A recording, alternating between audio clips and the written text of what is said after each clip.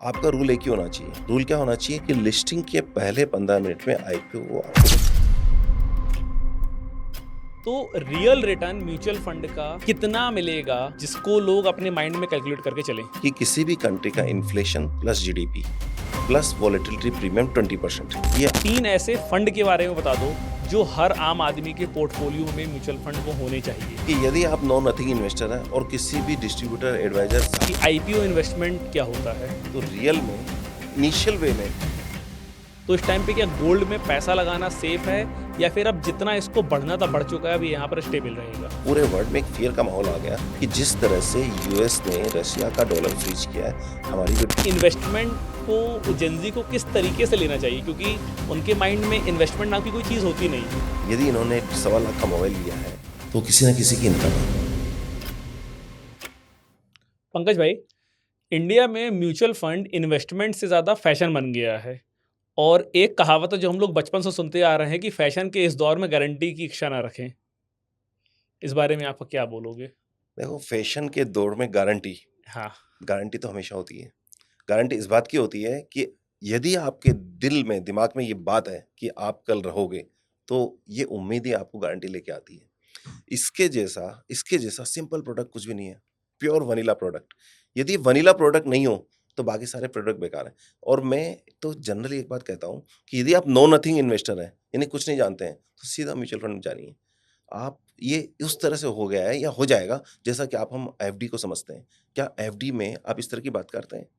क्योंकि हमारी जनरेशन्स 50 साल से एफडी को समझ रही है। लेकिन आप सोचिए उस ज़माने में जाके कि 50 साल पहले जब आपकी दादी को किसी ने कहा होगा कि आपके बक्से से पैसा निकाल के बैंक में देते हैं, जो 10 से 5 के बीच में पैसा देंगे आपको। तो क्या कहेंगी? रात में मुझे ज़रूरत पड़ गई तो क्या होगा? वो 3% इंटरेस्ट भी देगी कि नहीं वो तो ठीक है, कल को खा के भाग गई तो क्या हो गया? वो वैसा ही सिचुएशन आज म्यूचुअल फंड के साथ में है, लेकिन आज उससे बहुत आगे आ चुका है। पिछले 10 साल पहले शायद ऐसा रहा होगा, लेकिन आज आगे आ चुका है। तो इसलिए इस तरह की बात नहीं करते हैं। बात ये करते हैं कि म्यूचुअल फंड के अलावा कुछ भी नहीं है। यदि इन्वेस्टमेंट करना है, तो जिसने म्यूचुअल फंड में इन्वेस्ट नहीं किया, समझो 1970 में जी रहा है। तो आप बोल रहे हो कि जो 50 साल पहले एफडी की पोजीशन थी, वो आज म्यूचुअल फंड की पोजीशन है। लेकिन यहाँ पर एक सवाल ये भी आता है कि 50 साल पहले जो एफडी की पोजीशन थी, आज एफडी को लोग मजाक मानते हैं। मतलब अगर हम लोग इन्वेस्टमेंट की बात करें, अगर हम लोग रिटर्न्स की बात करें, तो एफडी के रिटर्न्स के तो मीम बने हुए हैं कि मतलब एफडी तो इन्फ्लेशन को भी बीट नहीं कर पा रहा है। अब अगर आप बोल रहे हो कि सेम केस में सेम पोजीशन पे आज म्यूचुअल फंड बैठा हुआ है, तो क्या आने वाले 10 सालों में, 15 सालों में कुछ और ऐसे इन्वेस्टमेंट ऑप्शन भी आने वाले हैं कि उनके सामने म्यूचुअल फंड के रिटर्न्स मीम लगेंगे? देखो, ऐसे हाइप्स हमेशा आ सकते हैं, लेकिन ये मान के चलना कि इससे बेटर प्रोडक्ट आएँगे, आ सकते हैं, लेकिन प्रोबेबिलिटी ऑफ सक्सेस या सक्सेसफुल होने की गारंटी कहाँ ज़्यादा होगी, वो हमेशा म्यूचुअल फंड में होगी। रीज़न क्या है कि म्यूचुअल फंड एक मास लोगों का प्रोडक्ट है, जहाँ बंडल में इन्वेस्टमेंट होगा। बंडल में मतलब एक इकोनॉमी में इन्वेस्टमेंट होगा, तो उसके जैसा प्रोडक्ट नहीं आ सकता। हाँ, यदि आपको एक्स्ट्रा अल्फ़ा जनरेट करना होगा, तो दूसरे प्रोडक्ट में आप जा सकते हैं, वो शायद आपको अल्फ़ा दे सकते हैं, लेकिन वो उन्हीं के लिए होगा जिनका एक बेसिक म्यूचुअल फंड पोर्टफोलियो बन चुका होगा। ठीक है। म्यूचुअल फंड के अगर रिटर्न की बात करें, तो मार्केट में हम लोग देखते हैं या जो वीडियोस भी हम लोग देखते हैं, तो कभी-कभी अनरियल रिटर्न्स दिखा दिए जाते हैं। जैसे आप कोई भी वीडियो उठा के देखो कि अगर आपने 20 साल इस फंड में इतनी की एसआईपी की, सपोज़ आपको 18% का रिटर्न मिला। तो रियल रिटर्न म्यूचुअल फंड का कितना मिलेगा जिसको लोग अपने माइंड में कैलकुलेट करके चलें? देखिए, 18% हिस्टोरिकली शायद आया है तो बहुत अच्छा आया है हुँ। और रीज़नेबल आया है। लेकिन एक सिंपल सा फ़ॉर्मूला मैं जनरली एक बात कहता हूँ कि किसी भी कंट्री का inflation plus GDP plus volatility premium 20%, ये उस कंट्री का इंडेक्स का रिटर्न आना चाहिए। हमारे यहाँ 6-7% इन्फ्लेशन मानते हैं, 6-7% जीडीपी मान रहे हैं, प्लस 20% जोड़ लीजिए, तो लगभग 15-17% के आसपास हिस्टोरिकल रिटर्न आया है। लेकिन आज के बाद में क्या इन्फ्लेशन कम होगा? यदि हम सोचते हैं कि इन्फ्लेशन 4% आने वाला है और जीडीपी 10% होने वाली है, तो ये 14% हो गया। लेकिन ये जीडीपी 8 और ये 4 होगा, तो ये मान के चलिएगा कि आपको फ्यूचर में एक्सपेक्टेशन 12 की करनी है। पर इन्फ्लेशन प्लस जीडीपी, ये किसी भी कंट्री के लिए या किसी भी इन्वेस्टर के लिए एक अच्छा इन्वेस्टमेंट, अच्छा रिटर्न है। क्यों? क्योंकि इन्फ्लेशन प्लस जीडीपी यानी 5% एक्स्ट्रा अल्फा, तो नेचुरली अच्छा हो गया। लेकिन इन्फ्लेशन जो मतलब 6% 7% हम लोग मान रहे हैं, ये कुछ चीज़ों में है। लेकिन अगर हम इन्फ्लेशन एजुकेशन में देखें, तो वो 15% 20% जाता है। एजुकेशन इन्फ्लेशन हम हेल्थ में देखें, हॉस्पिटल्स में देखें, तो वो भी बहुत ज़्यादा है जो हम लोग जनरल कैलकुलेट करते हैं। ये आप बिल्कुल सही कह रहे हैं। रीज़न कि लाइफ़स्टाइल इन्फ्लेशन बहुत ज़्यादा है। बहुत ज़्यादा वो है। शायद 20% भी पड़ रहा होगा, लेकिन वो तब पड़ रहा है जब आप रिच हैं, जब आप उस पे खर्चा कर रहे हैं। ये उस तरह की बात हो गई, ये मान के चलिएगा कि आज से 30 साल पहले शायद आप स्लीपर क्लास में ट्रैवल करते होंगे, हुँ, फिर थर्ड एसी में आए होंगे, आज शायद फर्स्ट एसी में ट्रैवल कर रहे हैं या फ्लाइट में ट्रैवल कर रहे हैं। ये जो इन्फ्लेशन है ना, ये लाइफ़स्टाइल इन्फ्लेशन है, जनरल इन्फ्लेशन नहीं है। तो आम आदमी का इन्फ्लेशन तो वही है जो गवर्नमेंट दिखा रही है। लेकिन हाँ, यदि आपको कुछ बड़ा बनना है, कुछ ज़्यादा अर्न करना है, तो डेफ़िनेटली आपका खर्चा भी बढ़ेगा, तो वो इन्फ्लेशन ज़्यादा होगा। लेकिन बेंचमार्क तो हम कुछ लेके चलेंगे ना, ओके। तो ये बेंचमार्क की बात कर रहे हैं हम ये लोग। बेंचमार्क का मतलब कुछ चीज़ों में इससे ज़्यादा भी हो सकता है, कुछ चीज़ों में इससे कम भी हो सकता है। हाँ जी, इम्पोर्टेंट बात ये है लाइफ़स्टाइल इन्फ्लेशन तो हमेशा ज़्यादा ही मिलेगा आपको, ओके। क्योंकि आपकी ड्रीम हमेशा अच्छे से अच्छे करने की रहेगी हुँ, और वो जो उसको अचीव कौन कर पाएगा? जो रियल में बिज़नेस में पैसा कमा रहा होगा, अदरवाइज़ ड्रीम ही रह के रह जाएगा। ठीक है। पंकज भाई हर कोई बोलता है इन्वेस्ट इन म्यूचुअल फंड, लेकिन म्यूचुअल फंड में पैसा कहाँ लगाना है या किस टाइप की म्यूचुअल फंड में पैसा लगाना है ये कोई नहीं बताता है। देखिए, सिंपल सी बात है। म्यूचुअल फंड में यदि हम बेसिक बात करें तो 3 तरह के म्यूचुअल फंड मान लो। नंबर 1 इक्विटी, नंबर दूसरा डेट और नंबर तीसरा गोल्ड, सिल्वर या कमोडिटी मान लीजिए या रीट चौथा मान लीजिए आप। तो सबसे पहली बात जब हम म्यूचुअल फंड में लगा रहे हैं, किसी भी क्लास में लगा सकते हैं, ये डिपेंड करता है कि हमारी रिक्वायरमेंट क्या है। रिक्वायरमेंट की ज़रा आप सोचिए कि आप ये क्वेश्चन पूछें कि मुझे बाइक में चलना चाहिए, कार में चलना चाहिए, फ्लाइट में चलना चाहिए। इसका आंसर किस पे आएगा? इसका आंसर इस बात पे आएगा कि आप यहाँ से बाजू में जा रहे हैं पान की दुकान तक, तो शायद फ्लाइट में नहीं जाएँगे। उसके लिए तो शायद पैदल ही जाएँगे या साइकिल लेके जाएँगे। लेकिन थोड़ा डिस्टेंस पे जा रहे हैं, यहाँ से आप दिल्ली से आप जयपुर जा रहे हैं, तो आप कहेंगे कि नहीं कार में चलना है। या मुझे चेन्नई जाना है, तो आप कहेंगे ट्रेन में चलना है और लंदन जाना है तो लंदन जाने के लिए आप ऐसा नहीं होगा कि आप बाइक लेके चले जाएँगे। तो इसी तरह यदि आपका गोल 10 साल का है, तो इक्विटी में जाना है। यदि ओके। आपका गोल लेस देन 2 ईयर का है, हम्म, डेट में जाना है। यदि आपको डाइवर्सिफ़ाई करना है, तो कमोडिटी म्यूचुअल फंड में जाना है। ये तो सिंपल हो गया। अब सेकंड स्टेप में यदि हम आते हैं, तो इक्विटी में कौन-सा? Large cap, mid cap, small cap. तो ये डिपेंड करता है कि आप ये कुछ काम तो एक्सपर्ट पे छोड़ दो। सारा ही हम कर लेंगे क्या? फिर आप जिस चीज़ के एक्सपर्ट हैं, उस पे आपकी कंसल्टेंसी कौन लेगा? ज़रा सोचिए कि आप अपने घर में जब मैरिज होती है, तो पहले शादी कैसे हुआ करती थी? पहले शादी ऐसे ही घर के 10 लोग मिलके शादी कर लिया करते थे। राइट। आज उसके लिए इवेंट मैनेजर हायर किए जाते हैं। पहले घर बनाते थे, तो हम खुद ही बना लिया करते थे, लेकिन आज उसके लिए एक्सपर्ट हायर किए जाते हैं। तो उसी तरह से इन्वेस्टमेंट के लिए भी एक्सपर्ट हायर करने की ज़रूरत है। ठीक है। ये एक तरह का आपका सारथी हो गया, जो आपको लेके जाएगा आपके डेस्टिनेशन तक। उसका गोल ये नहीं है कि आपको हाईएस्ट रिटर्न दिलाना, उसका गोल है आपको आपके गोल तक पहुँचाना। इन्वेस्टर को इन्वेस्टर के गोल तक पहुँचाना, ना कि हाईएस्ट रिटर्न दिलाना। तो ठीक। आप ये बैलेंस्ड वे में आपके गोल तक पहुंचना, ये आपके इन्वेस्टर, एडवाइज़र, डिस्ट्रीब्यूटर का गोल होना चाहिए। तो पंकज भाई मैं चाहता हूँ कि आज इस पॉडकास्ट में आप सारथी की भूमिका निभाओ और सारे व्यूअर्स को 3 ऐसे फंड के बारे में बता दो जो हर आम आदमी के पोर्टफोलियो में म्यूचुअल फंड वो होने चाहिए। देखिए, फंड का नाम तो नहीं लिया जा सकता, हुँ, लेकिन इतना ज़रूर कह सकता हूँ कि यदि आप नो नथिंग इन्वेस्टर हैं और किसी भी डिस्ट्रीब्यूटर, एडवाइज़र, साथी की आप नहीं एंटरटेन हुँ, करना चाहते, हुँ। तो इंडेक्स फंड में इन्वेस्टमेंट कर दो। उसमें ये क्लियर कट मान लीजिए कि आपने यदि निफ्टी फंड लिया, तो ये आपको निफ्टी को रेप्लिकेट कर रहा है। आपने स्मॉल कैप लिया, तो स्मॉल कैप को और मिड कैप लिया, तो मिड कैप को। ये 3 फंड आपके लिए सिंपल सिंपल एडवाइस होगी, जो वनीला एडवाइस हो गई। ओके। बस मतलब Nifty 50, small cap, mid cap, index index. Fund that's all. इस पे आप वो मतलब आप लगा के अपने पैसे को आप भूल बस जाओ। बिल्कुल आप यदि आप ऐसा कर लेंगे हाँ। और सबसे हमारा एक्सपीरियंस क्या रहा है, इन्वेस्टमेंट ने रिटर्न दिया है। हुँ, जैसा अभी आपने कहा कि 18% सेंसेक्स ने, निफ्टी ने रिटर्न दिया है। लेकिन इन्वेस्टर को रिटर्न नहीं मिला है। इसका रीज़न क्या है? इसका रीज़न सिंपल सा एक ही है कि इन्वेस्टर ने टाइम टाइम पर अपने डिसीज़न को चेंज किया है। जब बाज़ार खराब था, तो लोग कहते हैं कि वार हो गया, कोविड आ गया, अब क्या करें? इन्वेस्टमेंट रोक देते हैं। और जब बाज़ार अच्छा होता है, तो ज़्यादा इन्वेस्टमेंट करते हैं। तो वो नेचुरल जो बाय लो सेल हाई वाली बात होती है, उसको उसके अगेंस्ट में काम करता है। इसलिए बिना दिमाग लगाए यदि आप एक प्रोसेस बना के इन्वेस्टमेंट कर रहे हैं, तो वो आपको अपने गोल तक लेके जाएगा। ओके।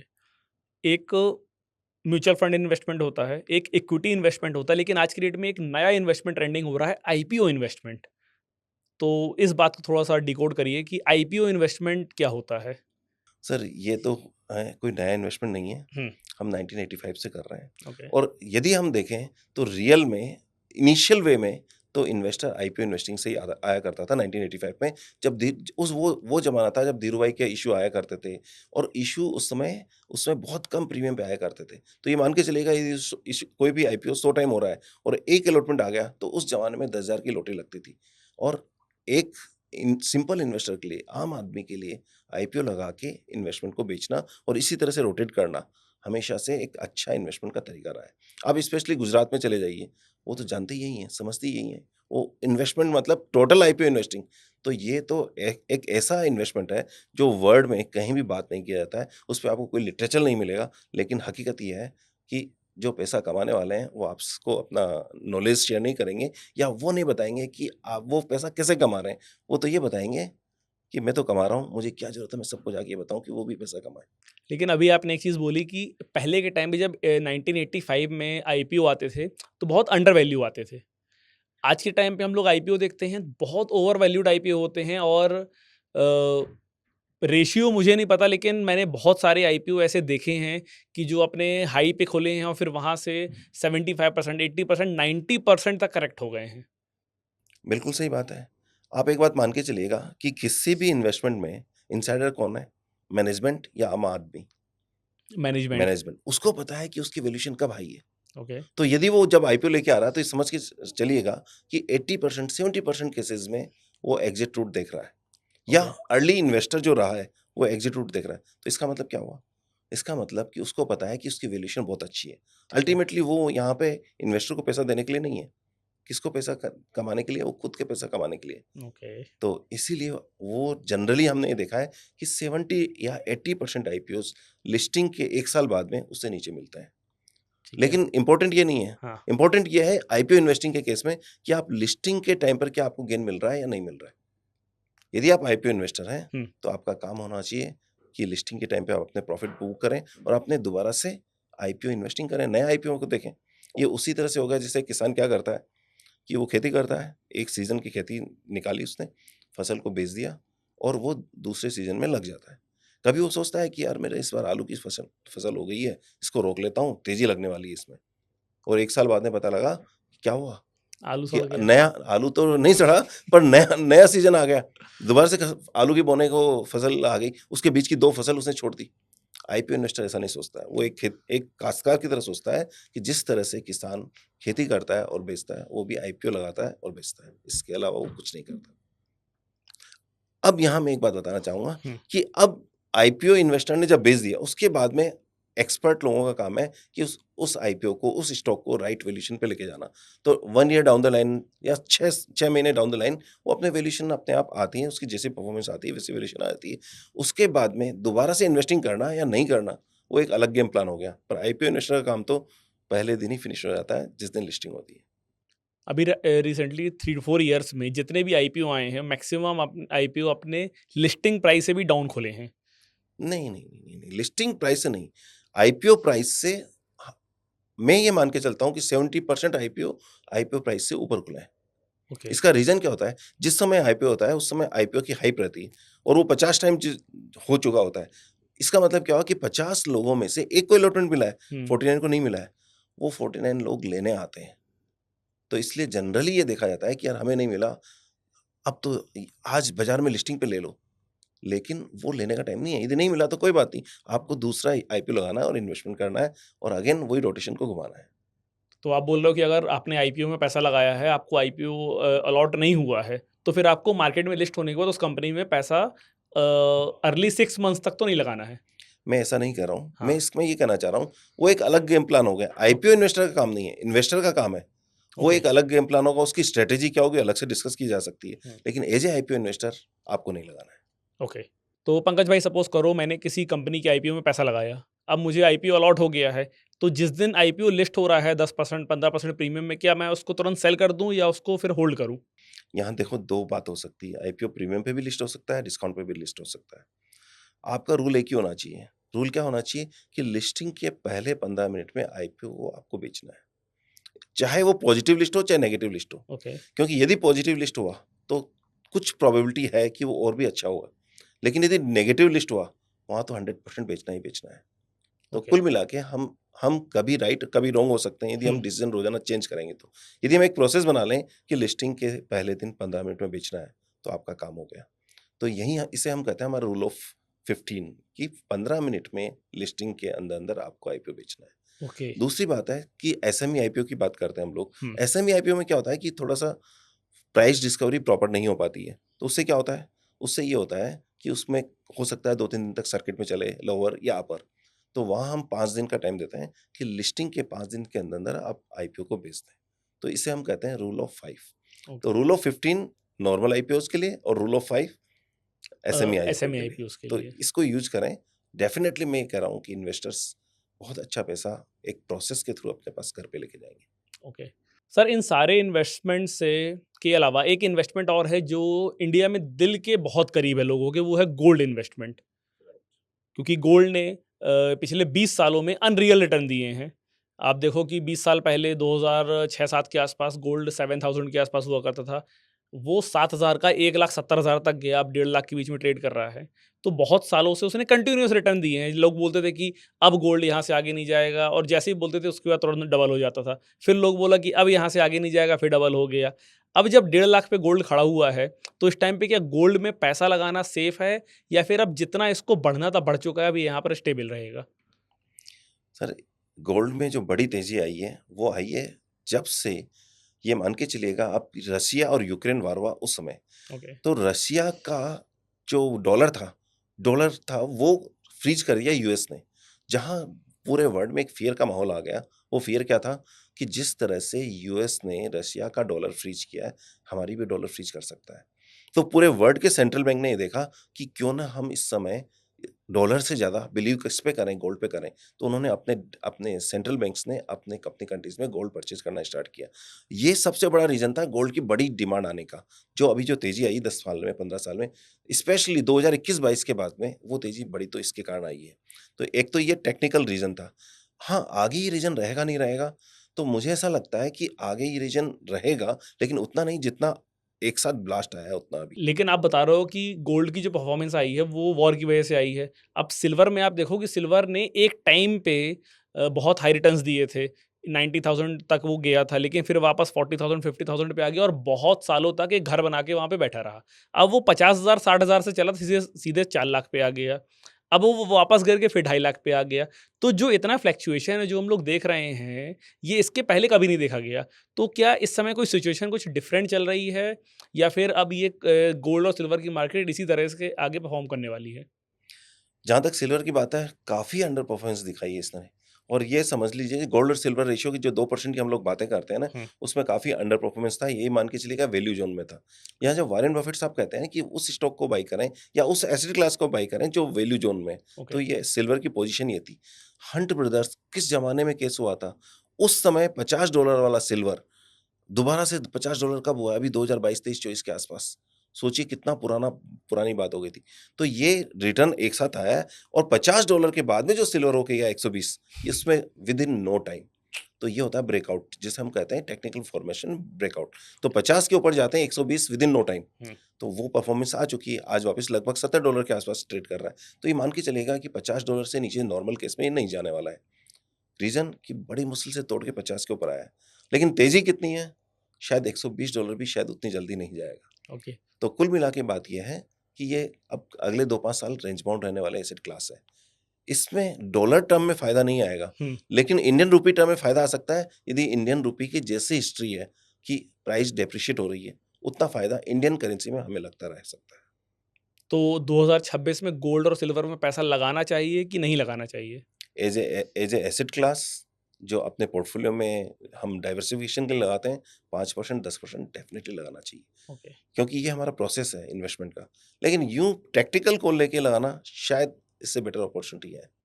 इससे बेटर अपॉर्च्युनिटी इक्विटी में है आप बोल रहे हो? इससे बेटर अपॉर्च्युनिटी दूसरे एसेट क्लास में हो सकती है। ओके। इक्विटीज़ तो है ही, हुँ, क्योंकि पिछले 2 साल से इक्विटी परफ़ॉर्म नहीं कर रहा है हुँ, और दूसरा कुछ और एसेट क्लास भी हो सकती है, हुँ। जो इससे बेटर परफ़ॉर्म कर सकती है, तो वहाँ देखा जा सकता है।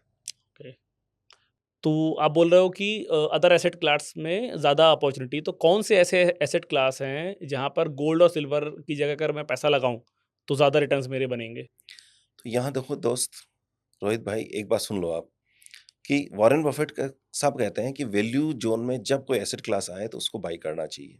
वो ओके, स्पेशली स्टॉक के टर्म्स में बात करते हैं। ठीक है। वैल्यू जोन का मतलब ये हो गया, आप सिंपल सा, आप दिल्ली रहते हो, आप ये देखते होंगे ना कि ये इस एरिया की प्रॉपर्टी पिछले 7 साल नहीं बढ़ी है। तो हुँ, इसका मतलब उसके अगले 1 साल में आप देखते हैं 3-4 3x या 4x हो चुकी है प्रॉपर्टी। तो वैसा ही कुछ यहाँ होगा, वो एसेट क्लास है एग्री कमोडिटी। पिछले ओके, 5-7 सालों में इसमें कोई बड़ी तेज़ी नहीं देखी गई है। ओके। आप एक तरफ कहते हैं इन्फ्लेशन बढ़ रहा है, दूसरी चीज़ें बढ़ रही है, लेकिन यहाँ जब किसान को जो पैसा मिलना चाहिए था, शायद उसमें बड़ी तेज़ी नहीं आई है। वहाँ के व्यापारियों को बड़ा पैसा नहीं मिला है, उनको पैसा कैसे नहीं मिलेगा? ऐसा नहीं है, ऊपर वाले ने सबको बराबर दिया है, तो उनका भी टाइम आएगा, हुँ, तो हो सकता है कि अगले 5 साल एग्री कमोडिटी के लिए रहे। और एग्री कमोडिटी में अगर किसी को इन्वेस्टमेंट करना है तो कैसे स्टार्ट कर सकता है? इसके 2 तरीके होते हैं, या तो आप डायरेक्ट एग्री कमोडिटी जाके बाई कर लें, हुँ, या फिर वैसे स्टॉक बाई करें, या वैसे स्टॉक पे फोकस लगाएँ कि जो एग्री में बिज़नेस में है। तो कौन से ऐसी कंपनीज़ हैं जो एग्री सेक्टर में वर्क कर रही हैं? देखिए, कंपनीज को तो छोड़िए, हाँ, सेक्टर में जो भी एग्री कमोडिटी में, चाहे गेहूं का काम करता हो, सोयाबीन का काम करता हो, शुगर में काम कर रहा हो, ओके, या इस तरह के राइस में काम कर रहा हो, ये सारे वो सेक्टर्स हैं जो खाने पीने की चीज़ें होती हैं, आप उसमें काम कर सकते हैं। वो सारी चीज़ें परफॉर्मेंस अच्छा दे सकती है, प्रोवाइडेड कि उनकी अंडरलाइन एसेट जो है एग्री, वो परफॉर्म करे। और मुझे ऐसा लगता है हुँ। कि अगले 5 साल शायद इस एसेट क्लास के होने वाले हैं। और आपको लग रहा है कि जो इंडिया की जीडीपी में कंट्रीब्यूशन है वो अब एग्री कम्युनिटी का ज़्यादा होने वाला है? एग्री कमोडिटी का जीडीपी में ज़्यादा हिस्सा होगा या नहीं होगा, ये तो एक अलग बात होगी। लेकिन इतना ज़रूर है कि पूरे वर्ल्ड में एग्री से रिलेटेड जो इग्नोरेंस हुई है, हुँ। एआई के चक्कर में एग्री को भूल गए, तो ये मान के चलिएगा एग्री के बिना कुछ नहीं है। हुँ, एआई भी आपको तब याद आएगा जब पेट भरा हुआ होगा, यदि पेट भरा हुआ नहीं होगा तो आपको एआई याद नहीं आएगा। तो इसलिए एग्री पे काम होगा। और दूसरा क्या हो रहा है कि वर्ल्ड में जिस तरह की सिचुएशन बन रही है, उसमें ये मान के चलिएगा सारी कंट्रीज़ सेल्फ डिपेंडेंट होना चाहती है। वो चाहती है कि कम से कम एग्री में तो हम सेल्फ डिपेंडेंट हो जाएँ। हुँ। और वो एक ऐसा रीज़न होगा कि हर कंट्री अपने आप में एग्री में सेल्फ डिपेंडेंट होने की कोशिश करेगी। सबके पास वैसी सिचुएशन नहीं है, लेकिन ये एक बड़ा ट्रिगर होने वाला है, जो आपको अगले 5 साल में एग्री में काम करे। और इंडिया इस कंडीशन में कहाँ स्टैंड करता है? इंडिया के पास इतनी कैपेसिटी है कि वो सेल्फ डिपेंडेंट हो जाए एग्रीकल्चर में? इंडिया काफ़ी हद तक सेल्फ डिपेंडेंट है, और उससे इम्पोर्टेंट बात ये है, इंडिया की आज ही 50-60% पॉपुलेशन एग्री में ही काम कर रही है। हुँ, तो जनरल प्रॉस्पेरिटी इंडिया की जो बॉटम लाइन प्रॉस्पेरिटी आएगी ना, वो एग्री से आएगी। और यदि वो आ गई तो सोचिए कि बाकी सारे बिज़नेस तो ऑटोमेटिकली चलने वाले हैं। यदि नीचे लेवल पर हुँ। यदि उसके प्रॉस्पेरिटी होगी, वो क्या परचेज़ नहीं करेगा? जो लग्ज़री आइटम आज आप परचेज़ करना चाहते हो, जो मकान खरीदना चाहते हो, गाड़ी खरीदना चाहते हो, वो सब खरीदेगा। यदि वो खरीदेगा तो इसका मतलब पूरा हमारी पूरी इकोनॉमी बढ़ने वाली है। तो ये कुल मिला के ये मान के चलिएगा कि ये जो तेज़ी यदि आती है, तो ये मान के चलिएगा कि सबके लिए बेनिफिट लेके आएगी, चाहे वो किसी भी बिज़नेस में क्यों नहीं हो। पंकज भाई, आप बात कर रहे हो कि तेज़ी आने वाली है, लेकिन जनरली ऐसा सुनने में आ रहा है कि इंडिया में एक इकोनॉमिक सुनामी आने वाली है और इंडिया का जो इकोनॉमिक बिहेवियर है बहुत स्पीड से चेंज होने वाला है। किस वे में चेंज होने वाला है? मतलब ऐसा मंदी के संकेत आ रहे हैं कि मतलब बहुत ज़्यादा मंदी आने वाली है और बहुत सारे स्टॉक मार्केट हो या म्यूचुअल फंड हो, इनके बबल्स बन चुके हैं, ये फटने वाला है। ऐसा मार्केट में बहुत सारी न्यूज़ सुनने में आ रही है। कुछ सच्चाई है इनमें? क्या है देखो सिर्फ़ एक डराने एक की कोशिश की जा रही देखो है? एक बात मान लो आप, कि पैसा स्टॉक मार्केट में वही कमाता है जो ऑप्टिमिस्टिक होता है। ओके। पेसिमिस्टिक कभी पैसा नहीं कमा सकता।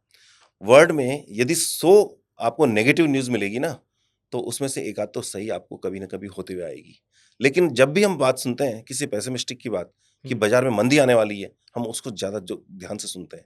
रीज़न कि वो हमारे मन में फ़ियर कर देता है। लेकिन ओके। पैसा पॉ पॉज़िटिव जो थॉट लेके चलता है वही कमाता है। मैं तो इस मार्केट में तब से हूँ जब इंडेक्स 1000 नहीं था। 300-400 सेंसेक्स हुआ करता था, निफ्टी नहीं। और सेंसेक्स हम नहीं सोचते थे क्या कभी सेंसेक्स 1000 हो सकता है क्या? और आज आप कितने सेंसेक्स देख रहे हो? 80,000। 80,000। ज़रा सोचो ना, हमने नहीं सोचा था कभी 1000 सेंसेक्स हो सकता है। और जब पहली बार 1000 हुआ, जुलाई जुलाई 22 जुलाई की बात है 1990 की। ज़रा ओके। सोचिए आप, हमने क्या सोचा होगा कि बस और कितना बढ़ और जाएगा कितना सेंसेक्स? बढ़ेगा, राइट? हमारी इकोनॉमी और कितनी बढ़ जाएगी? इंडिया का मार्केट कैपिटलाइज़ेशन कितना था? कितनी सी कंपनीज़ थी? और आज आप देख लो ना, और मैं तो आपको एक बात बता रहा हूँ रोहित, आपसे अभी अभी पीछे में भी बात चल रही थी हमारी हम्म, ऑफ द कैमरा, हम्म, कि ये जो यूथ है राइट टाइम पे राइट कंट्री में है, राइट टाइम पे राइट कंट्री में है। रीजन, यदि वॉरेन बफेट क्यों बन पाया, क्योंकि वो राइट टाइम पे राइट कंट्री में था। यदि उसी टाइम पे 1939-40 के आसपास की उनकी पैदाइश होगी, यदि वो अफगानिस्तान में पैदा होते या काबुल में पैदा होते, तो क्या वॉरेन बफेट बन पाते? कभी नहीं। तो आज की जनरेशन में विश्वास से कह रहा हूं कि जो भी आज की जनरेशन हमारे पॉडकास्ट सुन रही है, वो सही जगह पर सही टाइम पर सही कंट्री में है, और जो अपॉर्चुनिटी आज आपके लिए है ना, वो अगले 20 साल आपके साथ रहने वाली है, और ये जो 20 साल सबसे अच्छे साल रहने वाले हैं, जो आप याद करोगे कि हम 20 साल पहले कहाँ थे और आज कहाँ हैं। लेकिन सर मार्केट में ऐसी चीज़ें भी तो सुनने में आती हैं कि इंडिया की जो सबसे बड़ी प्रॉब्लम है वो इसकी पॉपुलेशन हो गई है। आप बोल रहे हो कि ये जनरेशन राइट टाइम पे राइट कंट्री में है, लेकिन इतनी ज़्यादा हो गई है ये, तो जब इतने ज़्यादा लोग हो जाएँगे तो अपॉर्च्युनिटी तो डिवाइड हो जाएगी ना? देखिए, यहाँ मेरे को एक सिंपल सा एग्जाम्पल याद आता है। एग्जाम्पल याद, ये थॉट प्रोसेस की बात है। थॉट प्रोसेस की बात क्या है कि मैं एक बार किसी फॉरेन कंट्री में गया था। वहाँ पर जाके मैंने देखा कि एक कपल था, उसके कोई बच्चे नहीं थे। तो मैंने उनसे पूछा कि, "भई तुम्हारे कोई बच्चे नहीं हैं, क्यों?" उन्होंने कहा कि, "we do not have money या जॉब, तो इसलिए हमारे बच्चे नहीं हैं।" इंडिया में आया, स्ट एयरपोर्ट से उतर के रेलवे स्टेशन पे गया, हुँ, वहाँ पे एक कपल मिला जिसके हुँ, 6 बच्चे थे। हुँ। मैंने पूछा, "तुम दोनों नीचे ज़मीन पे बैठे हो, चप्पल टूटी हुई है, ऐसे कपड़े पहन रखे हैं और 6-6 बच्चे?" वो कहते हैं, "हाँ, हमारे पास जॉब नहीं है।" अब आप कहोगे ये क्या बात कही उन्होंने? अरे दोस्तों, ये बात उसने कही कि ये मेरे 6 बच्चे हैं, कोई तो एक कमा के खिलाएगा। तो ये है माइंडसेट का डिफरेंस। आप वहाँ ओके। का माइंडसेट क्या लेके चल रहे हैं, यहाँ का माइंडसेट। वो कह रहा है 6 में से 1 तो कमाएगा, हुँ, और वो कह रहा है कि हम कमाई नहीं, क्या करेंगे? तो दोस्तों ऐसा नहीं है। यदि पॉपुलेशन है, सब कमाएँगे, सब खाएँगे, और कोई भी ऐसा नहीं है कि बहुत ज़्यादा तकलीफ आने वाली है हमारी कंट्री को। ओके। आप एक बात मान के चलिएगा, कंजम्पशन पावर हमारे पास है या नहीं है? बहुत आज ज़्यादा। पूरा पूरा वर्ल्ड देख रहा है कि कंजम्पशन चाहिए, हुँ, पॉपुलेशन बढ़ाने की तरफ बात कर रही है, और आप इस तरह की बातें कर रहे हो। ये 20 साल इसीलिए आपके हैं कि 20 साल ही हैं, क्योंकि जब आपके पास इतनी पॉपुलेशन है, 20 साल बाद में ये पॉपुलेशन 60 प्लस वाली हो जाएगी, तो शायद आपके पास वो पॉजिटिव जो पॉइंट्स आज हैं, कंजम्पशन पावर है, वो नहीं रहेगी। सिंपल सा क्वेश्चन पूछता हूँ मैं आपको, हुँ, यहाँ ये 4 लोग शूट कर रहे हैं हमारे, हुँ, इनमें से एक की एज 60 साल है, बाकी सब की एज बिलो 30 है। हुँ। ज़्यादा पैसा किसके पास है? 60 वाले के पास, हाँ, जो कि है उसको ना? मतलब उसने काफ़ी क्योंकि टाइम से उसने काफ़ी कमाया है टाइम फिर, किया है। महँगा मोबाइल किनके पास है? 30 साल वाले के पास। हमारे इंडिया की 60% पॉपुलेशन इस समय हुँ, 30 के आसपास है। राइट। तो इसका मतलब ये कंजम्पशन पावर है, और ये 50 साल तक कंजम्पशन तो करेगी ना। हुँ, तो इसलिए आप इस सब बातों को भूलिए, कंजम्पशन करेगी, पैसा कमाएगी, सब कुछ होगा। हाँ, ये हो सकता है कोई कम कमाएगा, कोई ज़्यादा कमाएगा। आप मुझे एक बात बताइए हुँ, कि टाटा बिरलाज़ का आपने नाम सुना? जब हम बच्चे थे, हम हुँ, ये कहते थे टाटा बिरला हो गया क्या? बहुत बड़ी बात थी। फिर बाद में नाम आने लगा अम्बानी हो गया क्या? राइट। आज हर हर 3 साल में नए अंबानी, नए टाटा बिरला पैदा हो रहे हैं। हुँ, नए मिलेनियर पैदा हो रहे हैं, जो करोड़पति, अरबपति हैं।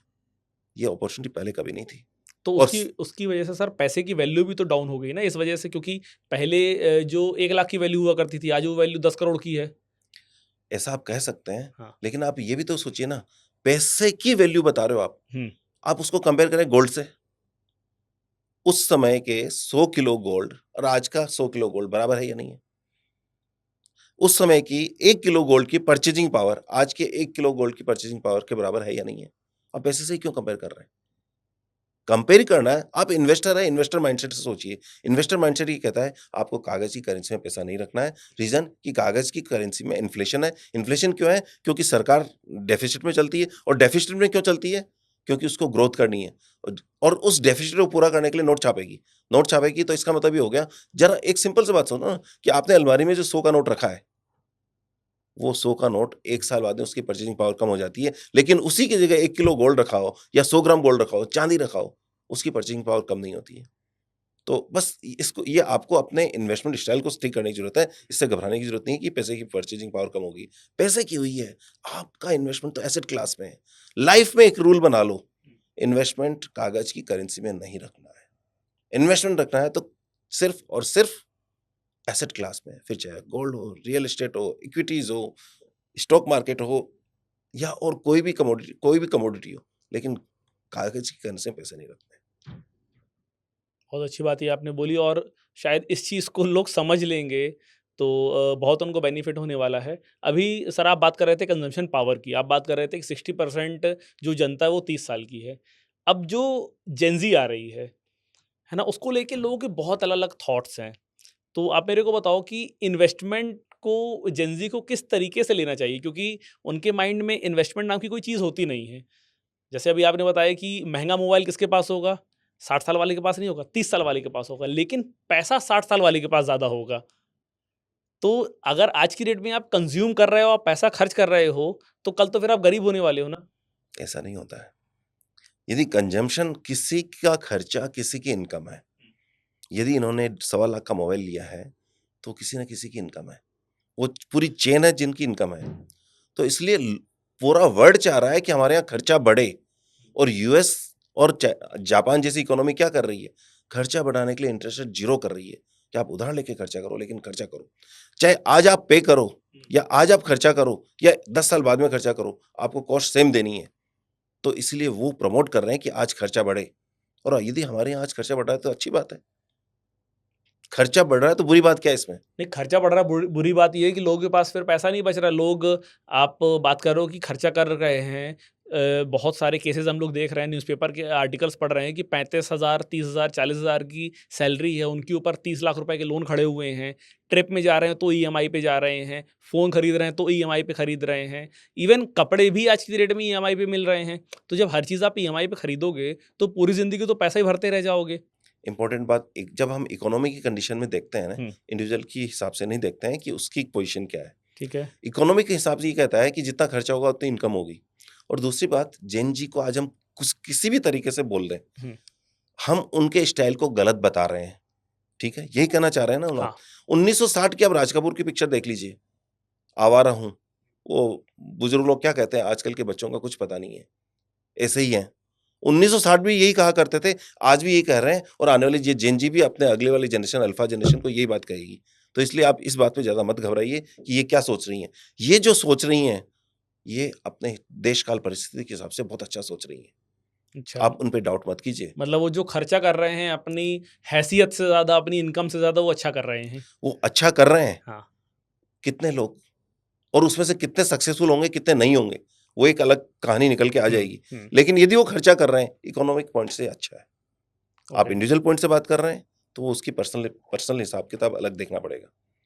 पर क्या 100% जेन ज़ी ऐसी है? नहीं, नहीं। क्या सब लोग ऐसे हैं? नहीं। कुछ लोग ऐसे भी हैं, जो खर्चा भी कर रहे हैं और कमा भी रहे हैं। अच्छा है ना, कमा के खर्चा कर रहे हैं या खर्चा करके कमा रहे हैं, कमा तो रहे हैं ना। ये आने वाली इकोनॉमी इनके ऊपर टिकी हुई है। ये हैं, तो हम आपका और मेरा बिज़नेस चल रहा है।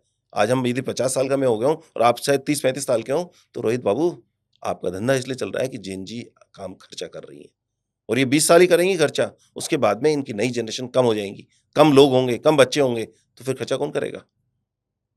तो आप बोल रहे हो कि 20 साल के बाद इंडिया की पॉपुलेशन कम होने वाली है। मैं ये कहना चाह रहा हूँ कि 20 साल के बाद में इंडिया की पॉपुलेशन एजेड हो जाएगी, जैसे आज आज जापान के साथ है, जैसे आज वेस्टर्न कंट्रीज़ के साथ में। ओके, तो उस समय उनकी रिक्वायरमेंट डिफरेंट होगी। वो खर्चा नहीं करेंगे जो आज ही की जनरेशन कर रही है। हुँ, आप ये सोचिए ना आप अच्छा ये तो आप मानते हैं ना कि हम लोग डबल इनकम, नो किड, हैं? मैरिज नहीं करना, इस हुँ, तरह की बातें कर रहे हैं। राइट, ये कहीं न कहीं डिले तो कर ही रही है मैरिज को, हाँ, है ना? कुछ प्रोसेस को डिले कर रही है। तो इसका मतलब कि बच्चे नहीं हो रहे हैं। यदि बच्चे नहीं होंगे तो क्या होगा? खर्चा कौन करेंगे? खर्चा कौन कर सही बात है और हो भी रहे हैं तो मतलब सिंगल चाइल्ड का कॉन्सेप्ट बहुत चल रहा है। सिंगल चाइल्ड कॉन्सेप्ट भी आ गया। तो ये सारी चीज़ें ऐसी हैं कि आप है ना इसमें नो नेगेटिव नहीं पॉजिटिव देखिए। यदि 10% लोग नहीं चुका पा रहे हैं, वो एक अलग बात हो गई। वो डिफरेंट मैटर हो गया, वो हुँ, उसका पर्सनल मैटर हो गया, उसको उसको भुगतना पड़ेगा। लेकिन इकोनॉमी के लिए तो अच्छा खर्चा हो रहा है तो। उस एक के खर्चे से 9 लोगों का घर चल रहा है, हुँ, जो उस चेन में है। 9 लोगों का भला तो हो रहा है। यदि आप स्टार्टअप कर रहे हैं, ठीक हम है, कहते हैं कि 500 स्टार्टअप किए, उसमें से 50 ही सक्सेसफुल हुए, 450 फेल हो गए। हुँ, 450 फेल हुए, लेकिन उस 450 स्टार्टअप ने कितने लोगों को जॉब दिया होगा? कितने लोगों का घर चला होगा? सक्सेसफुल होना या नहीं होना, उसकी इंडिविजुअल की प्रॉब्लम है। लेकिन ये देखिए एज ए कंट्री यदि हम देखते हैं तो 450 स्टार्टअप जो फेल हुए, उन्होंने भी कंट्री की इकोनॉमी में बहुत बड़ा कंट्रीब्यूशन दिया है, और बल्कि उन्होंने ज्यादा कंट्रीब्यूशन दिया है उन 50 से जो सक्सेसफुल हो गए। तो दोस्तों, ये होता रहेगा। आज आप इसको स्टार्टअप कह रहे हो, वो हम कहते थे कि हम बिजनेस कर रहे हैं, नया धंधा खोला है। नहीं, लेकिन एक एक बात सर मैं बोलूँगा इस वहाँ पर कि पहले बिज़नेस करने का मतलब ना प्रॉफ़िट होता था। आज की डेट में स्टार्टअप करने का मतलब फंडिंग होता है। प्रॉफ़िट से जिसका दूर-दूर तक कोई लेना-देना नहीं होता है। तो ये मान के चलिए कि रे खेल के, गेम के रूल्स रूल्स चेंज हो चेंज रहे हो हैं, गए हैं। रूल्स चेंज हो गए हैं, लेकिन अल्टीमेटली ये क्यों हो रहा है? क्योंकि कुछ लोगों के पास इतना ज़्यादा पैसा है हुँ। कि वो खुद बिज़नेस नहीं कर सकते, जिसके पास नया कॉन्सेप्ट है, उसको पैसा दे दिया जाता है कि ले तू बिज़नेस कर। आपको क्या लगता है इन्वेस्टर नुकसान खा रहा है? नहीं। ओवरऑल नुकसान नहीं कर रहा है। वो 50 स्टार्टअप में पैसा लगा रहा है, 500 में लगा रहा है, 50 सक्सेसफुल हो रहे हैं, उसका पैसा बन रहा है। हुँ। तो 450 ने इकोनॉमी तो कंट्रीब्यूट किया है ना। और वो पैसा किसका गया? इन्वेस्टर का गया। हुँ। अच्छा, यदि वो इन्वेस्टर नहीं होता, तो आप सोचिए ये 21 साल का बच्चा क्या अपना स्टार्टअप कर सकता था? नहीं कर क्या सकता। वो 50 पैदा हो सकते थे, जो 500 के ट्राई करने के बाद में 50 ही पैदा हुए हैं? नहीं हो सकते थे। तो ये तो अच्छी बात है ना। तो आप बोल रहे हो कि मतलब जितने ज़्यादा स्टार्टअप फेल होंगे, इन्वेस्टर का पैसा मार्केट में आएगा, तो मार्केट फ्लो बढ़ेगा, कंज़म्पशन बढ़ेगा और वो ओवरऑल जीडीपी के लिए अच्छा होगा। जीडीपी के लिए अच्छा होगा। दूसरा, इन्वेस्टर भी स्मार्ट है, हुँ। वो भी कमा रहा है। एज ए होल देख रहे हैं हम। मैं ऐसे नहीं कह रहा कि एक हाँ, इन्वेस्टर ने खो दिया समझ या गया। एक डेट में चला गया एक आदमी। एज इकोनॉमी की बात करते हैं, हुँ। पूरे होल बात करते हैं, तो हमें देखते हैं इन्वेस्टर भी कमा रहा है और ये भी कमा रहे हैं, और साथ में 450 जो फेल हो रहे हैं, वो कितने लोगों को रोजगार दे रहा है, ये आप देखो ना। हाँ, यदि वो नहीं आएंगे तो इनको पैसा कहाँ से मिलेगा, हुँ। हमारे यूथ को? और जो इन्वेस्टर से वो पैसा लेके आए हैं, वो उसको अलग-अलग जगह खर्च करते हैं, किसी को जॉब देते हैं, कोई प्रोडक्ट्स खरीदते हैं, तो ओवरऑल लोगों को उससे मतलब लोगों की जेब में पैसा जा रहा है। मतलब एक जगह से पैसा निकल के, एक बड़े आदमी की जेब से पैसा निकल के, छोटे-छोटे 100 आदमियों की जेब में पैसा चला जाता है वो। जा रहा है। तो ये एक अच्छा प्रोसेस है। हुँ। जनरली इकोनॉमी में माना जाता है कि यदि आपने एक पैसा खर्चा किया, 100 रुपए खर्चा किया, ठीक है। तो वो 6 बार रोटेट होता है। यानी कि वो यहाँ पे 6 लोगों के बीच में जाएगा। तो इसका मतलब 6 लोगों को कुछ ना कुछ अर्निंग करके देके जा रहा है। तो ये पैसा रोटेट होना ज़रूरी है, बिज़नेस। और दूसरा, यदि फंडिंग नहीं हो, आज एक बच्चे के पास पैसा नहीं है, उसका विज़न है और विज़न पसंद भी आ रहा है इन्वेस्टर को, तो उसमें दिक्कत क्या है? करने दीजिए ना इन्वेस्टमेंट। उसको अपना काम करने दीजिए, इन्वेस्टर को अपना पैसा लगाने दीजिए, होगा देखा जाएगा। इन्वेस्टर सक्सेसफुल होगा, ये सक्सेसफुल होगा तो इन्वेस्टर सक्सेसफुल हो जाएगा। यदि ऐसा नहीं होता तो क्या हुँ। आज इन्फोसिस बनती क्या? नहीं ज़रा बनती। सोचिए ना, इन्फोसिस में हमने पैसा नहीं लगाया, लिस्टिंग गेन भी हुआ, हमने पैसा नहीं लगाया, हमें पता ही नहीं था ये क्या कॉन्सेप्ट है। शायद हम नहीं जानते थे। आज हम बात करते हैं कि इतने सालों में 30% सीजर रिटर्न दिया इन्फोसिस ने। विप्रो, नाम पता है विप्रो का? क्या बताइए? विप्रो का वो कहानी सुनी है कि वेस्ट अच्छा इंडिया वो फुल फॉर्म पाम मेरे ऑयल कंपनी, मतलब पाम ऑयल कंपनी थी। जो विप्रो आज हमें लगता है ना सॉफ्टवेयर का अच्छा सा बड़ा इंटेलिजेंट हुँ। सा सेक्सी सा नाम है। तो वो क्या है? वो सॉफ्टवेयर में बाद में आई। उन्होंने एंटरप्रेन्योरशिप की है, उन्होंने नया बिज़नेस किया है, नया बिज़नेस स्टार्टअप किया है। वक़्त के साथ चेंज हुए हैं। तो अच्छा पहले ऑयल कंपनी थी। ऑयल पाम ऑयल कंपनी थी। ज़रा सोचो यदि पाम ऑयल कंपनी होती तो क्या आज विप्रो विप्रो होती क्या? नहीं, कभी नहीं और होती। आज आपको नाम सुन के लगता है कि विप्रो पाम ऑयल कंपनी? लगता होगा ये क्या क्या सीरियसली। तो दोस्तों, जो हो रहा है ना, बहुत अच्छा हो हुँ। रहा है। आप यदि पॉजिटिव देखोगे ना, बहुत ज़्यादा है। आज से 20 साल बाद में आप कहोगे कि ये बहुत अच्छा टाइम रहा है, बहुत अच्छा टाइम रहा है। जीडीपी के भी हम लोगों ने बात की, तो अभी हम लोगों ने देखा था कि जो इंडिया की रैंकिंग थी वो वर्ल्ड जीडीपी में थर्ड लार्जेस्ट इकोनॉमी इंडिया बन गया था। अब वो खिसक के 6 नंबर पे आ गया है। तो इसके क्या रीज़न्स है कि इंडिया का मार्केट कैप कम हो रहा है और जीडीपी में जो रैंकिंग है उसकी कम हो रही है?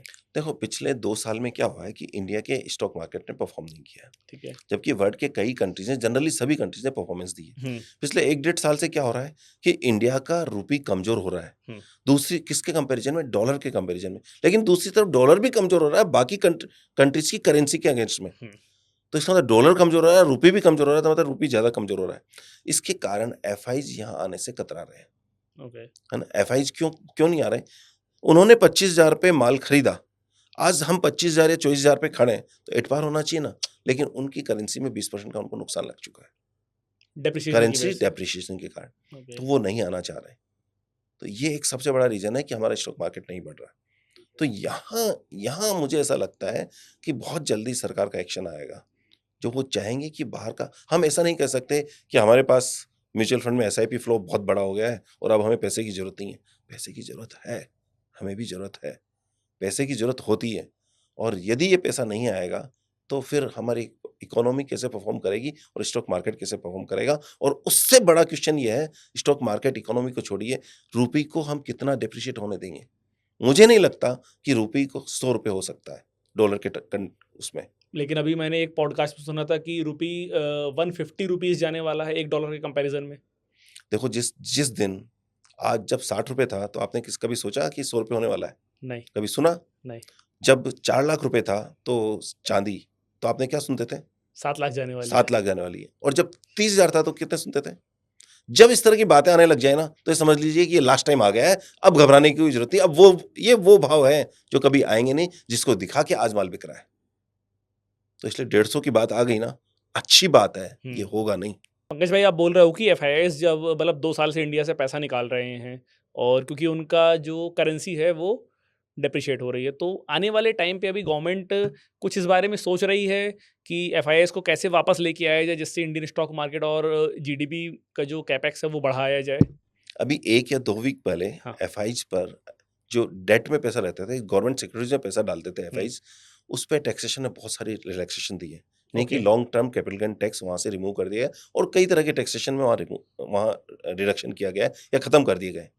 ये स्टेप उस समय आया जब बाजार का सेंटिमेंट ठीक नहीं था। ठीक है। और इस न्यूज के आने के बाद, शायद फ्राइडे को न्यूज आई थी, उस दिन फ्राइडे को बाजार टूटा था, मंडे को बाजार टूटा था। रीजन की कुछ नेगेटिव न्यूज चल रही थी जो ट्रम्प भाई साहब की तरफ से।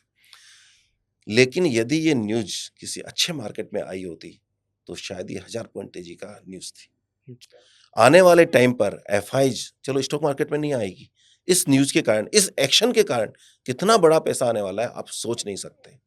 जरा आप सोचिए कि जब स्पेशली मैं आपसे ही कह रहा हूं कि डॉलर 100 नहीं होने वाला है, तो इसका मतलब कि आज यदि कोई एफआईज पैसा लेके आती है तो उसके लिए एडेड एडवांटेज है कि रुपये भी 97 में आ रहा है, जो शायद कभी कल 93 में मिलेगा, और साथ में 7.5%, 7% या 7.25% इंटरेस्ट पर या 6.25% इंटरेस्ट पर गवर्नमेंट सिक्योरिटीज में पैसा लगाया जा रहा है। तो 6.25%, 7% वो इंटरेस्ट पे अर्न कर रहे हैं, प्लस 2-3% करेंसी का भी फायदा आ जाएगा। जरा सोचिए एफआईज को कितना फायदा होने वाला है। तो आप बोल रहे हो कि जैसे हम लोगों ने कोविड के बाद अनरियल रिटर्न्स देखे थे स्टॉक मार्केट्स में, वैसा टाइम फिर से वापस आने वाला है? वैसा टाइम किस में आने वाला है, ये मैं अभी हम बात कर रहे हैं डेट मार्केट की। ठीक है। यानी कि आप ये सोचिए, जब एफआईज का पैसा 7% में यदि यहाँ गवर्नमेंट सिक्योरिटीज में आता है, तो इसका मतलब इंटरेस्ट रेट गवर्नमेंट की कम होने वाली है ना। गवर्नमेंट का पैसा आएगा, इसका राइट। मतलब कि इंटरेस्ट रेट कम होगी। इंटरेस्ट रेट कम होगी तो उसका क्या इफेक्ट आएगा कि कॉर्पोरेट्स को जो पैसा मिल रहा है, आज आप और हम, एफआईज तो कॉर्पोरेट को पैसा नहीं दे सकती, हमारा पैसा जो 9.5-10% में जा रहा है वो भी कम होगा 1% से। जरा सोचिए 2 या 3 साल में 7% की गवर्नमेंट सिक्योरिटीज यदि 4% में ट्रेड होने लग जाएगा, तो 9.5% का कॉर्पोरेट भी शायद यहाँ से 6-7% के बीच में ट्रेड होगा। तो इसका तो इंटरेस्ट रेट कम होगी, और इंटरेस्ट रेट कम होगी तो हमें क्या फायदा होने वाला है? हमें 2 चीज़ में सस्ते फायदा लोन होने वाला है। मिलेंगे। 2 चीज़ में फायदा होने वाला है।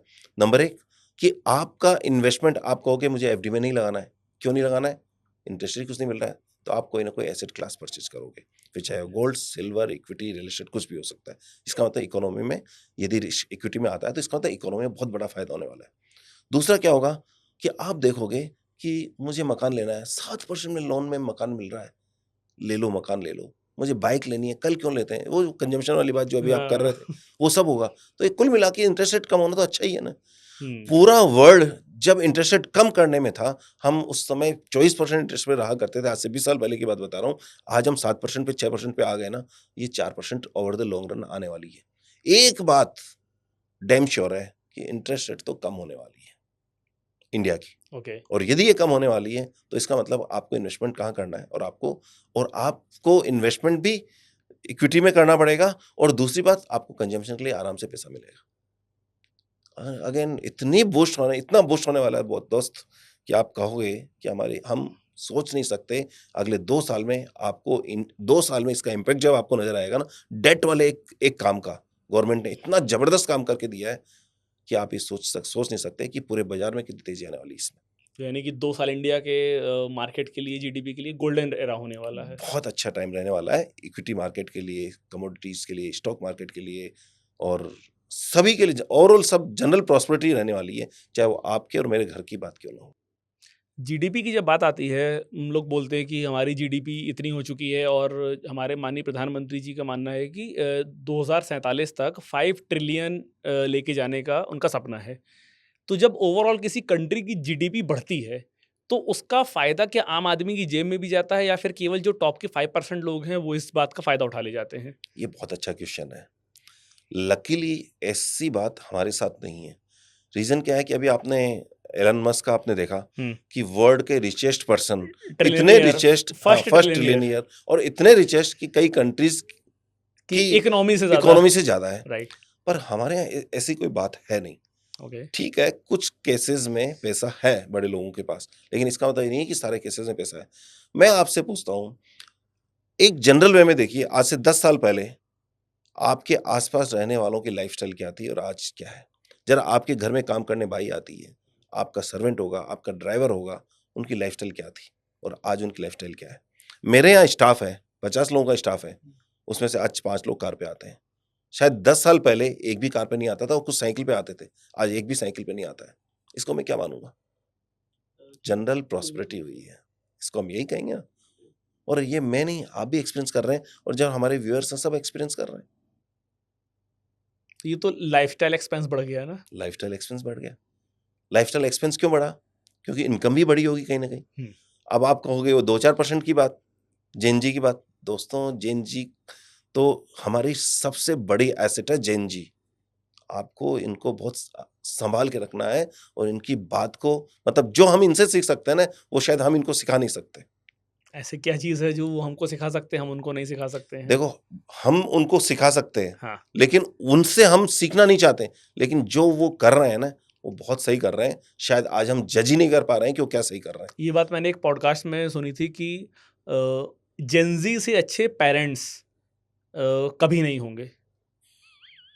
उसका हो रीज़न सकता है ये उसका रीज़न ये था कि मतलब क्योंकि वो अपने आप को जितना अच्छा एक्सप्रेस करते हैं, उतनी किसी जनरेशन ने अभी तक अपने आप को एक्सप्रेस नहीं किया है। अब जब आप एक्सप्रेस करोगे अपने आप को, तो आप सामने वाले की बात भी सुनोगे, जो आपके बच्चों के साथ आपके रिलेशनशिप होंगे, वो भी बहुत ट्रांसपेरेंट होंगे। तो जब ट्रांसपेरेंट होंगे, तो ऑब्वियस सी बात है कि जो डिफरेंसेस हैं, वो नहीं आएँगे। बिल्कुल सही बात है। शायद उनको क्लैरिटी ऑफ क्लैरिटी थॉट्स था। हमसे हमसे बहुत बहुत अच्छा, बेहतर है बेहतर। और हमसे शायद बहुत जल्दी उन्होंने क्लैरिटी डेवलप कर ली है थॉट्स में। हुँ। हमें वो पसंद नहीं आ रही या उनका बिहेवियर पसंद नहीं आ रहा। क्यों? क्योंकि वो वैसे बिहेव नहीं कर रहे जैसे हम बिहेव करते हैं। उनको भी हमारा बिहेवियर पसंद नहीं आ रहा है, सही। क्योंकि हम वैसे बिहेव नहीं करते जैसे वो करते हैं। राइट। तो इसका मतलब क्या हुआ? वो हुँ। अपनी जगह सही है। राज कपूर भी उस समय में, आज हमें राज कपूर अच्छा लगता है। हाँ। उनके पिताजी, दादाजी जो उस पिक्चर में जो बातें आई हुई, आप सोचो ना क्या है। तो ये हमेशा ऐसे ही रहेगा, हुँ। इसमें आपको चिंता करने की ज़रूरत नहीं है। एक बात हमेशा मान के लीजिए कि ये जितनी सोसाइटी, सभ्यताएँ हैं, आज से 200, 500, 1000, 2000 साल से आज तक ग्रो करती आ रही है। हम सिर्फ़ इतना सा कह सकते हैं कि पहले शायद थॉट प्रोसेस चेंज करने में 1000 साल लगते होंगे, फिर शायद 100 साल लगते होंगे, फिर शायद 25 साल लगते होंगे, आज शायद 5 साल में चेंज हो रहे हैं थॉट प्रोसेस। तो इसलिए हमें बहुत ज़्यादा चेंजेस नज़र आ रहे हैं थॉट प्रोसेस में। अदरवाइज़ आप 50 साल पहले तक की हिस्ट्री देखो, 100 साल से जिस बिल्डिंग में, जिस गद्दे में दादाजी बैठते थे, आज पोता भी उसी गद्दे में बैठता था। लेकिन आज दादाजी तो वो कहते हैं ना कि गुड़ तो वो क्या बोलते हैं? गुड़ गुड़ गुड़ रह गया, चेला शक्कर बन गया। गुड़ नहीं, हाँ, गुरु गुरु गुड़ रह गए और चेला शक्कर चेला, बन। हाँ, गुरु गुड़ रह गए और चेला शक्कर बन गया। तो वैसा ही कुछ हो रहा है। आप सोचिए ना, आपके पिताजी के टाइम पे कभी किसी ने सोचा था कि मेरे पास करोड़ों रुपए होंगे, मैं टाटा अंबानी नहीं हूँ, फिर भी उनसे बड़ा हो सकता हूँ। उस समय बिज़नेस देने वाला सिर्फ़ एक ही हुआ करता था, वो कौन था? गवर्नमेंट। गवर्नमेंट के कॉन्ट्रैक्ट चलते थे, गवर्नमेंट इकोनॉमी को चलाती थी, गवर्नमेंट सब करती थी। आज आप हमारा कंज़म्पशन इकोनॉमी चला रहा है। हुँ। आज एक थॉट, आपका एक थॉट आपको मल्टी मिलियनेयर बना सकता है। आपका बस एक क्लिक, एक एक बिज़नेस आइडिया, आइडिया। आपको बिज़नेस आइडिया आपको बहुत पैसा दे सकता है। जिस ऐसी पावर पहले कभी नहीं थी। अभी सब लोग ना महंगाई चिल्ला रहे हैं और इस बारे में मैं एक बात सोच रहा था कि लोग बोलते हैं कि पेट्रोल महंगा हो गया, डीजल महंगा हो गया, या जो रोज़मर्रा की चीज़ें वो महंगी हो गई हैं, और 10 साल पहले का कंपैरिजन उठाते हैं। लेकिन अगर 10 साल पहले की उनकी इनकम और आज की उनकी इनकम को कंपेयर किया जाए, तो शायद महंगाई उस हिसाब से बढ़ी नहीं जिस हिसाब से उसको बढ़ जाना चाहिए था। बिल्कुल सही कह रहे हैं। यदि आप एवरेज इनकम माने, मतलब हम देखो, आज हम इंडिया की जीडीपी कहते हैं 7% है, हुँ। तो इसका मतलब ये क्या हुआ कि पूरे इंडिया की जीडीपी 7% है, जिसमें हो सकता है महाराष्ट्र की 10% चल रही हो, गुजरात 10% चल रही हो, लेकिन नॉर्थ ईस्ट कोई 3% से चल रहा हो, कोई एरिया एवरेज चल रहा हो। तो वैसे ही एक इंडिविजुअल इंसान की इनकम कम या ज़्यादा हो सकती है, पर एवरेज जब हम किसी एक क्लास को लेते हैं, तो वहाँ की इनकम, जो आप कह रहे हो बात बिल्कुल सही है कि उनकी इनकम ज़्यादा बढ़ी है, खर्चे कम बढ़े हैं। और उन्हें फिर भी वो 2 रुपए किलो का आलू चाहिए, वो पॉसिबल है नहीं। अच्छा, मैं एक सिंपल सा क्वेश्चन पूछता हूँ। आज से 20 साल पहले, शायद 25 साल पहले दूध क्या भाव हुआ करता था? शायद मेरे को 5-7 रुपए। उतना तो मुझे याद नहीं, मतलब मैंने अपने टाइम पे 15 रुपए लीटर, 20 रुपए लीटर मिनिमम देखा है और प्राइस। आज क्या है? आज 70 रुपए लीटर, 75, 5 सेवेंटी। टाइम हो गया। हुँ। आप मुझे ये बताइए अगले 15-20 साल में क्या हो सकता है? 150 के आसपास, 125 150 रुपए। अब देखो, आप भी घबरा रहे हो। पिछले 5 साल में, पिछले 15 साल में यदि 5 टाइम हुआ है, तो साढ़े सा 75 मल्टीप्लाइड बाय 5 करो ना आप। 350-400 रुपए बोलने में डर लगता है ना। डर लगता है। लेकिन आप इनकम भी आपकी वैसी बढ़ेगी दोस्त। हुँ। लेकिन यहाँ पर सर ना वही बात आ जाती है जो स्टार्टिंग में मैंने आपसे बोला था ना, कि जो इंडिया की पॉपुलेशन है, अब देखो जैसे हम मतलब 150 करोड़ है ना? हुँ, जैसे मान लीजिए इंडिया की पॉपुलेशन 150 करोड़ है। अब हुँ। अगर 150 करोड़ का जब हम देखते हैं कि चलो सपोज़ करो 5% लोग भी हैं, जो मतलब उतना पैसा भी नहीं कमा पा रहे कि डेली खाना खा पाएँ। तो वो 5% का जो नंबर होता है ना, वो बहुत बड़ा दिखता है कि 150 करोड़ का 5%, साढ़े 7 करोड़ लोग। और 150 करोड़ का 95% जो तो कमा पा रहे हैं, 142 करोड़ लगभग। तो फिर उन 5% के लिए, 7% के लिए, 10% के लिए, 15% के लिए सरकार की कितनी स्कीम है? बहुत। और उनके लिए इनकम टैक्स कौन पे कर रहा है? बाकी के 20% तो लोग। इसका मतलब, जो आज के दिन में, एक बात मैं बता दूँ, काम करने वालों की कमी है, काम की कमी नहीं है। इस पे तो मुझे एक बात याद आती है कि हर बिज़नेसमैन बोलता है कि अच्छे एम्प्लॉइज़ नहीं हैं, और हर एम्प्लॉयी बोलता है कि नौकरी नहीं है। नौकरी नहीं है। तो इसका मतलब क्या हुआ? मिसमैच है। कहीं हमारे सिस्टम में कहीं मिसमैच है, हुँ, जिस कारण से हम वैसे एम्प्लॉयी तैयार नहीं कर पा रहे हैं, हुँ, जिनकी हमें ज़रूरत है। तो ठीक ओके। है, वो भी गैप खत्म होगा, फिनिश होगा। जो स्मार्ट होंगे, वो चले जाएँगे वहाँ पर, और बाकी बचे हुए 5% में आ जाएँगे। ये आप पे डिपेंड करता है कि आप किस पे आना चाहते हो। केवल अगर आपको किसी पर्सन को 3 फाइनेंशियल एडवाइस देनी हो, जो वो लाइफ़टाइम अपने साथ कैरी कर सकता है फॉर अ बेटर लाइफ़स्टाइल, क्या आप दोगे? सबसे पहली एडवाइस कि अपना बिज़नेस करो। किसी न किसी बिज़नेस में दिमाग लगाओ।